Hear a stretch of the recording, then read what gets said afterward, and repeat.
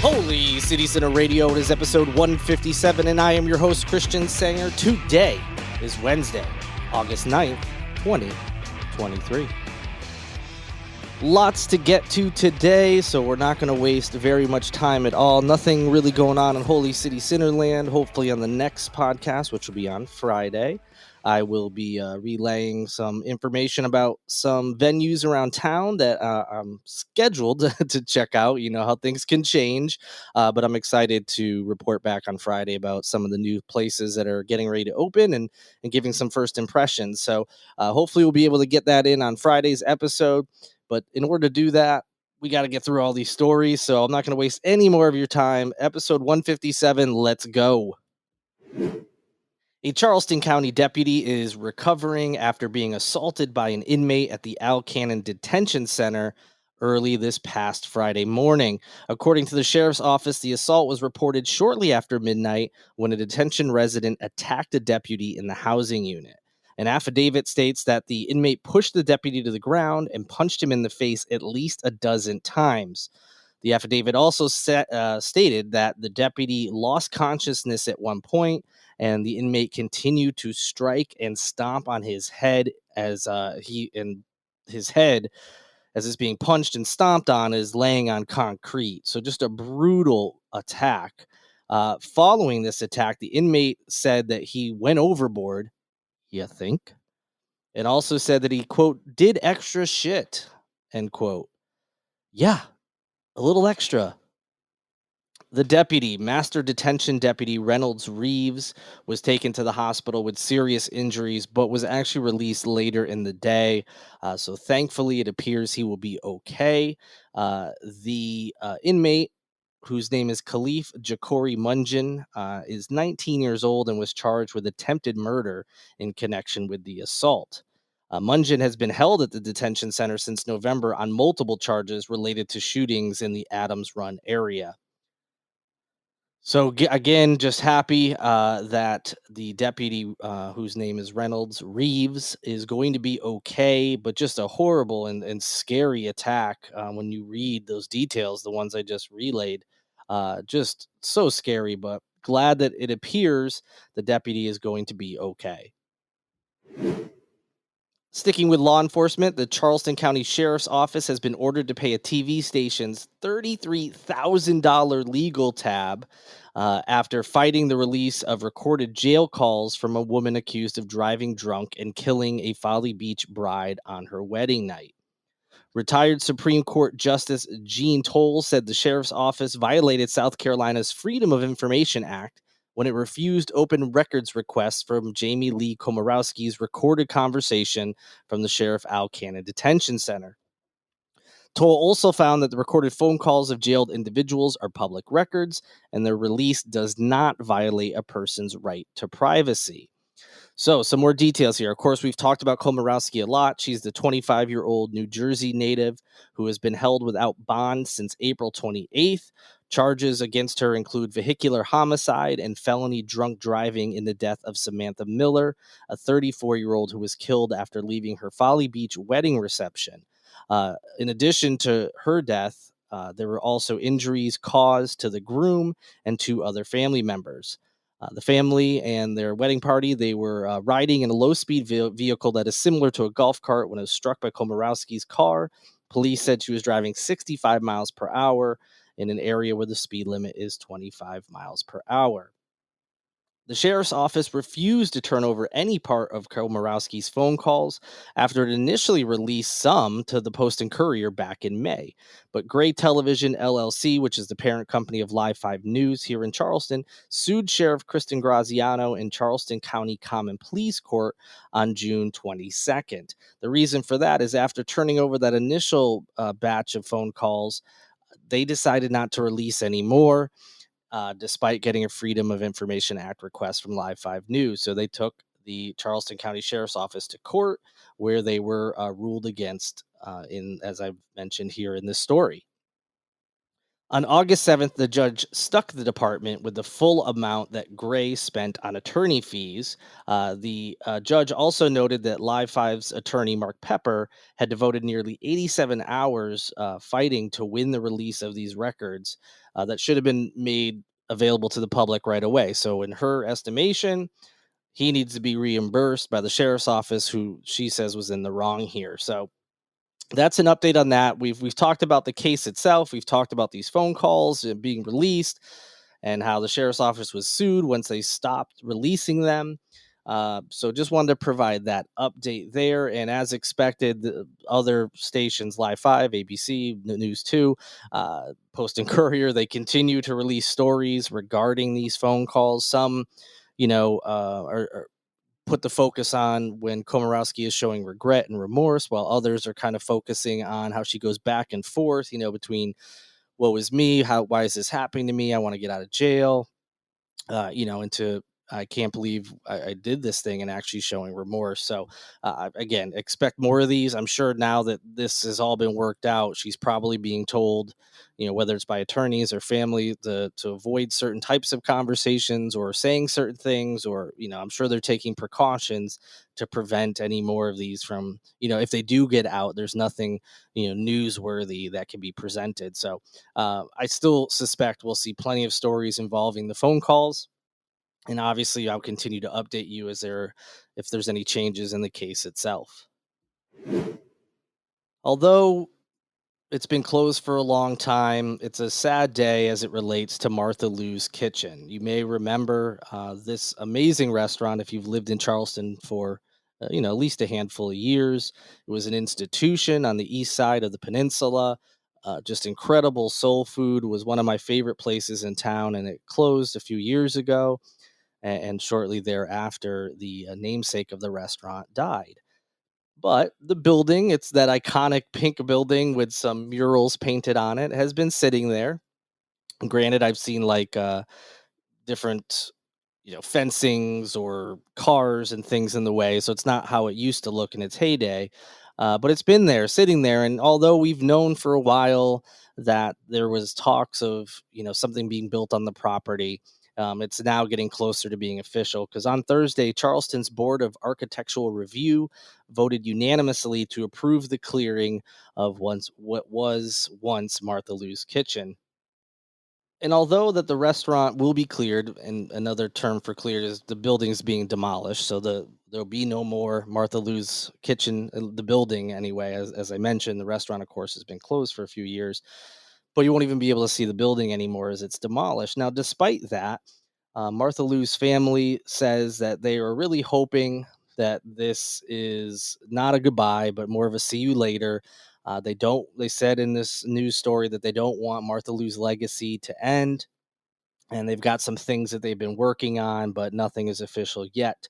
They are hoping to start serving soul food somewhere in the low country at some point in the future. So again, just no real solid plans, but they're working on some, potential changes, and maybe a new restaurant or something. So we'll see what happens there. Again, everything's still undecided. It's very much up in the air, but I'll be sure to pass along info when the family releases any. But yeah, sad day. Again, we've known the building wasn't going to be there forever, but now it's official that it will be demolished in the near future.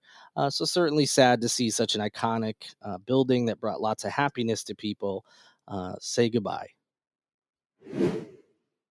All right, we've got some updates to stories we've been talking about over the last few weeks. The first involves that woman who was found with severe injuries along a James Island roadway.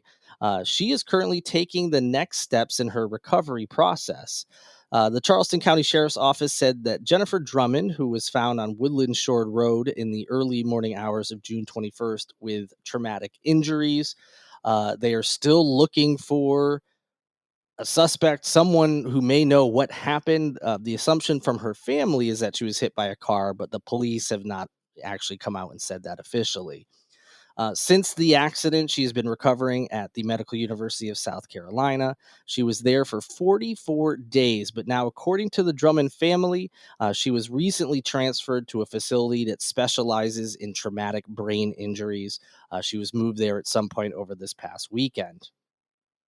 The family told News 2 that Drummond has begun physical therapy and that miracles happen at the new facility. So they are staying optimistic and are happy with her progress so far. The family is also planning a variety of fundraisers to help assist her recovery. And again, they're putting all this on with this cloud hanging over that there still are no answers to what exactly happened to her back on June 21st. Family and friends and police, of course, are asking the person who was responsible for Drummond's injuries to come forward. In July, the police released photos of three vehicles that were driving on Woodland Shores Road between 5:09 and 5:18 a.m. They suspect one of those cars, if not multiple, may know more about what happened or may have been involved in whatever occurred with Jen Drummond. If you have any information whatsoever on this case, you are asked to contact Master Deputy Colt Arrington at 843-202-1700. You can also email him at cbarrington@charlestoncounty.org. If you need any more of that information, check the link in the show notes. Another update, this one unfortunately a sad one. A second horse has died more than a week after five animals were shot at an animal sanctuary in Dorchester County. Marcy Hippie, who operates Shangri-La Sanctuary in St. George, that was a lot of S's and tough to say. She said that unfortunately they have lost another animal. This horse, whose name was Huck's Downtown Girl, was humanely euthanized at a veterinary clinic on August 6th. The 3-year-old mare had been shot twice in the chest and shoulder back on July 28th. He wasn't the only horse. As I've mentioned, there were three other horses that were also shot. One, whose name was Charlotte, was 30 years old and was the oldest of the 17 horses who live on the farm. She was found dead the next morning with 8 gunshot wounds to her head and body. Another horse named Pepsi was shot in the eye, which had to be surgically removed and stitched shut. Meanwhile, another horse named Millie was shot twice in her hindquarters.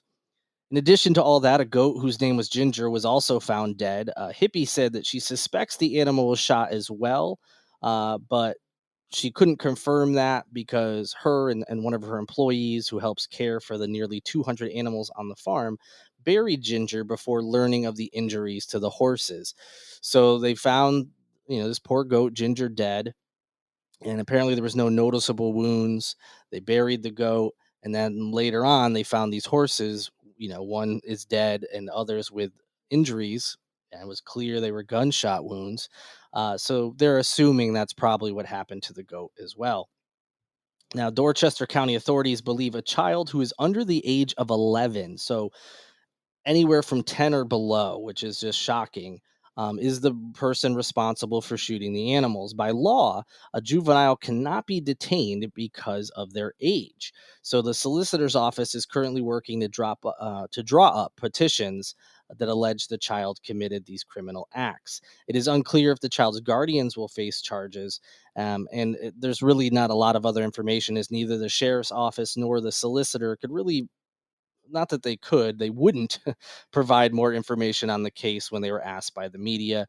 They say they are still investigating this as an animal cruelty case and updates will be coming. So sad that another animal has perished, and just a sad, uh, just incomprehensible story.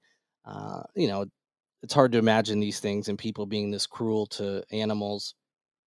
But to be so young and to do it, I think, is what's shocking as well. So, someone that's 10 years old or younger, certainly a sad situation all around. And lastly, Monday was the first chance for many local candidates to officially file to run for office. There are several people running for mayor in Charleston and North Charleston, for that matter. It's going to be busy, busy, busy. As many have filed, but not all. And we'll be sure to update you as these campaigns really start to gear up. But we, wanted to talk about the incumbent mayor, John Tecklenburg, who has appeared on this podcast once.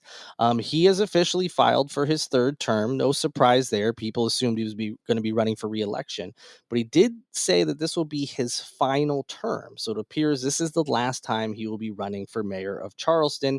He made the announcement Monday on his Facebook page, saying that shortly after noon on Monday, he had filed the paperwork for his reelection candidacy. And he also mentioned that he's asking Charleston residents to support him in his, quote, final campaign for mayor, end quote. Seems pretty clear.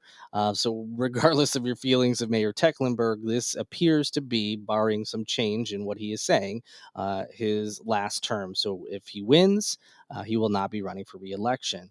He was first elected mayor in 2015. This was a big deal, for those who don't remember, because he was the first mayor of Charleston not named Joe Riley, for the first time in 40 years. Yes, Joe Riley had served as mayor of Charleston for 40 years. And so that's a pretty big change. You go from one person for several decades, and all of a sudden someone new is on the scene. So it was a pretty big deal when Charleston was trying to figure out who was going to replace Riley. Ultimately, Tecklenburg won. He was also elected to his second term in 2019. So if he wins re-election, he'll get another 4 years as mayor of Charleston. And then according to him, that will be it. Speaking of that is it here on Holy City Center Radio, this Wednesday edition. Thank you so much for listening. Be sure to subscribe to the podcast so you don't miss Friday's episode or any other episode after that, for that matter. You don't want to be in the dark about all the latest news here in Charleston. So please go subscribe on whatever platform you're listening on. And right after you do that, go ahead and rate and review this podcast. You don't have to leave a long review. It can be a sentence on most platforms. It really does help me out, so I appreciate it. You can also support Holy City Center by going to holycitycenter.com/shop, where you can pick up some merchandise, or going to patreon.com/holycitycenter, where you can sign up for one of those support tiers. Thank you to Cole Collins for producing this episode, and Tyler Boone, whose music you hear in each and every show of Holy City Center Radio. Enjoy your Wednesday and the remainder of your week. I look forward to speaking to you on Friday. Stay cool. It's been getting hot again. So be safe out there. And until next time, good night and good luck.